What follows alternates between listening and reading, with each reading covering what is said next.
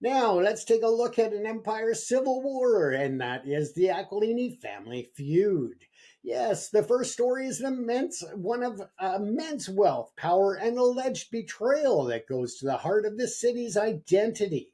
The Aquilini family, the owners of the Vancouver Canucks and Rogers Arena, are embroiled in a bitter legal battle that reads like a script from a prestige drama. Now, Matteo Aquilini, grandson of the family's patriarch, Luigi Aquilini, has filed a lawsuit alleging a retaliatory conspiracy by his grandfather and his uncles, Roberto and the Canucks chairman, Francesco Aquilini. The lawsuit claims that they have systematically worked to disinherit Matteo's father, Paolo Aquilini, and his entire family line from the multi-billion-dollar family trust. Now, what allegedly triggered this billion-dollar excommunication? According to the lawsuit, the retaliation began in 2020, right after Paolo raised historical sexual assault allegations where a member of his family was the alleged victim, and a member of his brother's family, which we're talking about Roberto, was allegedly the perpetrator. And that was something that allegedly happened during their childhood. The legal filings, which contain allegations that have not yet been tested in court, paint a grim picture. A family that, when confronted with a serious accusation of sexual assault, allegedly chose not to investigate, but to retaliate, to push out the branch of the family that brought the darkness to light. Sounds like the Aquilinis want to join into the Trump family at this rate. Now, this isn't just about money, it's about a potential culture of power and secrecy where speaking out is punished with financial and social ruin. The lawsuit further alleges that the very structure of the family's wealth was manipulated. In 2025, a restructuring happened of the family trust, which concentrated power in the hands of Luigi, Francesco, and Roberto, and that was allegedly carried out while the family matriarch, Elisa Aquilini, was gravely ill and hospitalized. This was a apparent violation of a previous 1995 trust designed to prevent just such a consolidation of control. Now, the acrimony runs so deep that it is spilled into the Canucks organization itself.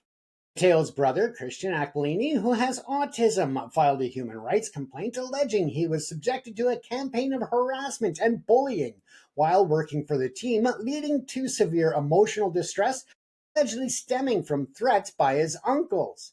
The lawsuit, therefore, is more than a family squabble. It pulls back the curtains on one of BC's most powerful and private dynasties and asks a fundamental question. In the highest echelons of our city's elite, can power silence truth?